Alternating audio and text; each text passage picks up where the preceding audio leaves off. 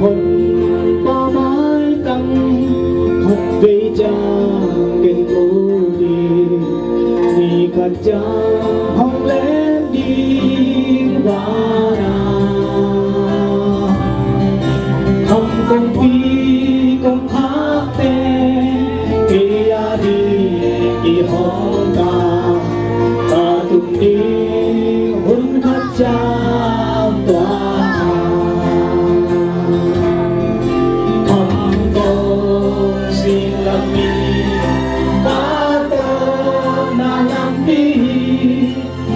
Isang tumeto imuli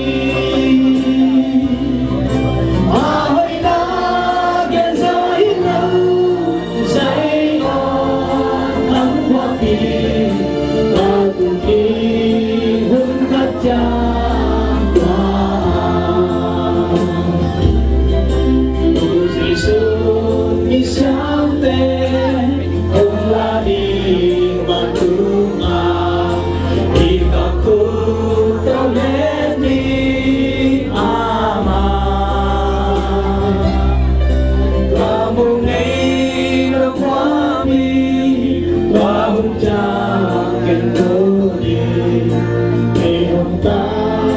kahon pa jangan sa kuming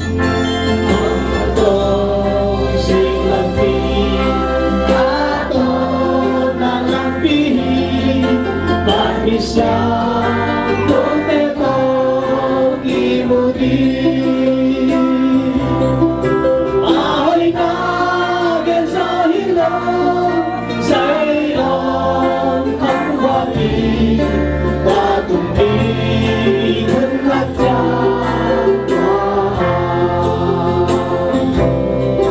kang kisut kong sinte ahoy na isang tepet na lampihin ibig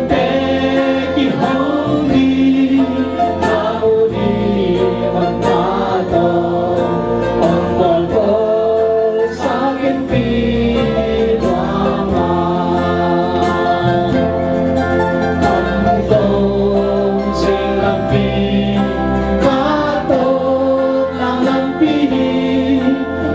isang tumeto imuli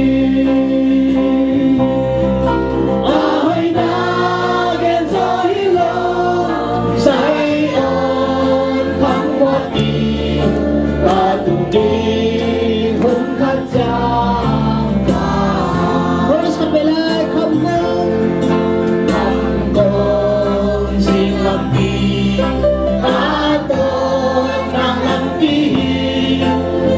isang tumeto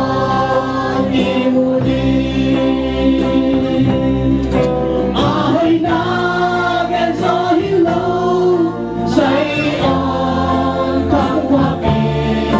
patutin hun katyang tuwan. Good evening to one from your